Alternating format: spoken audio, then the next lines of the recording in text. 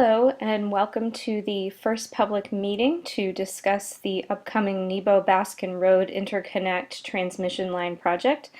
My name is Abby Watson. I'm the project manager for Champlain Power Incorporated. We're here today to discuss the Nebo-Baskins Road Interconnect, which is a 345 kilovolt high voltage transmission line. Will be constructed by Champlain Power. The project will begin northeast of Dallas Nebo Road and connect to an existing substation southwest of Baskin Road and will run approximately 3.5 miles in length. This transmission line is being built because U.S. Census and Georgia Economic Development Agency studies have predicted that electricity demand in this area will double between the period of 2015 to 2030. The current power infrastructure in the area cannot handle this increase in demand, so we will be building this transmission line to provide the capacity necessary to provide service to these new customers. Here you can see a small version of the base map. I realize this may be difficult for some of you in the audience to see, but if you look around the edges of the room, we have all of these maps blown up on large poster boards so you can get a closer look at them. But I just want to point out a few things here on the base map. These gray circles that you see scattered throughout most of this area represent buildings, and these are things that we obviously need to avoid when we are constructing the project. This also shows various land use classes and avoidance areas, which are marked off in the red slashed areas, and this entire map encompasses the project area, so you can see the starting point in the northeast corner of the map and then the ending point in the southwest corner of the map. So we took a very wide approach to determining what the best routes would be to construct this line. We used a technique that was developed by a group called Esri, which basically takes different focuses of what is the most important consideration in siting a transmission line, and it creates corridors that are the most well suited to those particular focuses. So what you'll see here is a route that goes through each one of those defined corridors, and we design these routes to avoid as many buildings and forest areas and other protected habitats as possible. So I just wanted to present to you a little bit of the data here that we use to come to our siting decisions. The three corridors that I mentioned before are the built corridor, which is a corridor that attempts to avoid residences and buildings as much as possible. So it takes a corridor with where we're avoiding proximity to residences by 300 feet. A natural corridor where the corridor is designed to avoid natural forest areas as much as possible. And the simple average corridor takes some of these considerations, but mostly is concerned with the total length of the construction of the transmission line. An issue with the construction of transmission lines is that the longer the line is, the more expensive it is, and those costs will need to be passed on to ratepayers in some way. And the construction process is also much more invasive when the line is longer, so the construction takes more time, and it may also involve more heavy equipment and more disruptions to local traffic. So these are the things that we looked at when we were evaluating the various routes. So within each of those corridors that I just mentioned, we picked what seemed to be the best route based on the map data that we had available to us. And so within each of those routes, we were able to pull various data points and provide different weights to the criteria that we're looking at. So as you can see in this table, we put a high weight on avoiding built structures and proximity to residences. I realize that that's a major concern to most people who are here. So that concern had the highest weight in our analysis. We assigned relatively equal weights to the natural root and the simple average root for this built emphasis evaluation. So this was looking at the what's the impact to the built environment for each of those roots that we created, the one in the built corridor, the natural corridor, and the simple average corridor. So this is going to look at those three roots through the lens of how close are they to various residences. And so as you'll see, a lower score in this analysis is actually better. So the natural root clearly was the least beneficial option in terms of looking at the built environment. And the simple average root and the built root are fairly close to each other in terms of the impact on the built environment, if you look at the graph here. We also evaluated each of the roots with a higher emphasis on the natural environment, which is also something that is a significant concern to the community and as well to Champlain Power. So we assigned the 72% weight to the natural environment and then lowered the other two categories accordingly. And then we evaluated each one of those roots. So again, a lower score is better in terms of avoiding the natural environment concerns.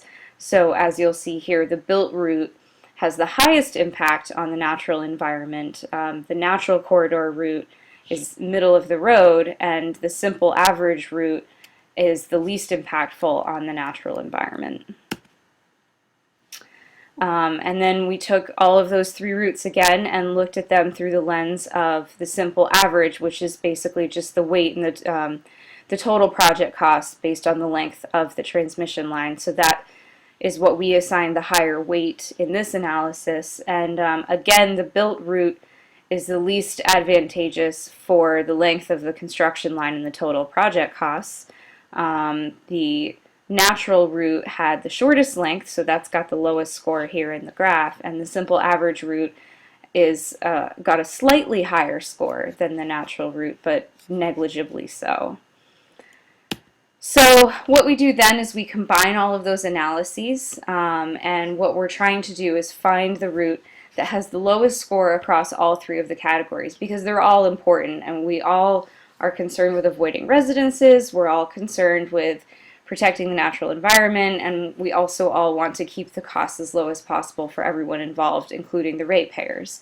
So if you look at this chart here, you'll see that the simple average route overall has on average the lowest scores in all of those various categories that we just looked at. So it was our determination that the simple route is the best candidate for building this line. And so you'll see that here on the map, and again, these maps are blown up in larger examples on presentation boards around the room so you can get a better look at them. But this line in blue here, which we have marked best route, that is the route that we designed through the simple average corridor, and it has the lowest impact across all three of those concerns that we just discussed. So again, this is just a brief overview of the EPRI GTC model, which helped to guide the selection of the best route, and it takes a very data-based and objective point of view towards assessing the impacts of each route to help us determine what the best one would be. The route with the lowest overall score is generally the preferred route, and in this case that was the simple average route. So that's what we are suggesting to be the final route for this line. But I want to emphasize that this is a public process, and we would like to get the involvement of the public as much as possible and get your feedback on how this route will impact your lives and what your specific concerns might be, and hopefully help to answer as many of those questions as possible. And we're also very open to taking your feedback and incorporating them into the models and then showing you what the impact of those various suggestions might be.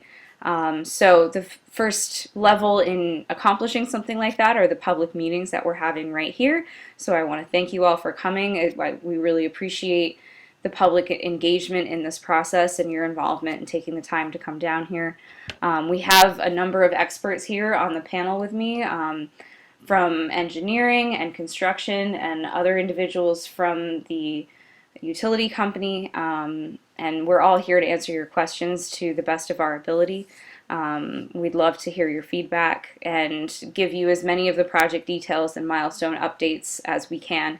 And we'll continue to have these meetings throughout the planning process for this project.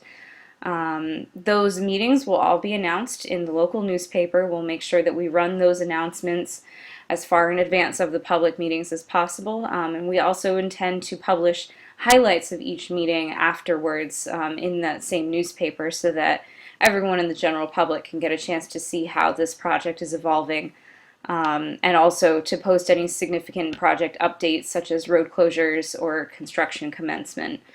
A great way for everyone to get involved on a real-time basis is to utilize our social media platforms. I know most of you in the room are probably getting more involved with social media these days. So we do have a Facebook page for the project, and you can leave public feedback comments there.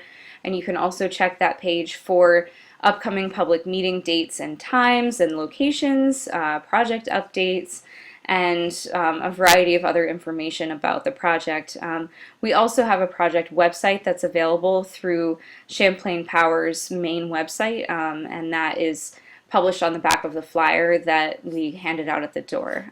So please feel free to check that as well. Most of the information there you'll also see on the Facebook page, but I know not everyone has Facebook, so we're trying to make this information as accessible as possible.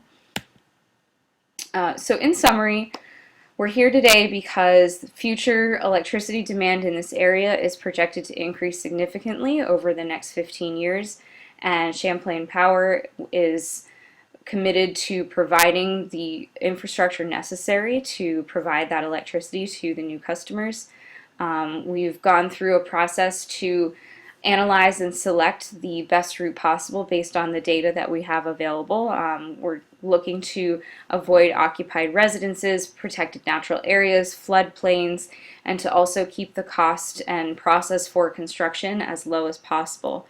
We're here to engage your feedback and make our knowledge available to you to answer any questions that you might have, and to continue that public feedback process throughout the entire construction phase of the project.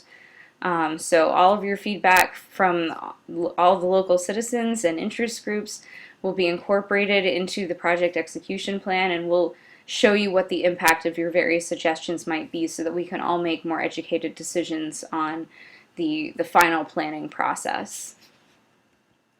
So thank you all for coming. I appreciate your time, and we'll all be available now for a quick question-answer session, and then we'll break out into more informal sessions and we'll all just walk around and mingle amongst you. Please take some time to look at the presentation boards around the room that show these maps in more detail and give some additional information about the project. Thank you.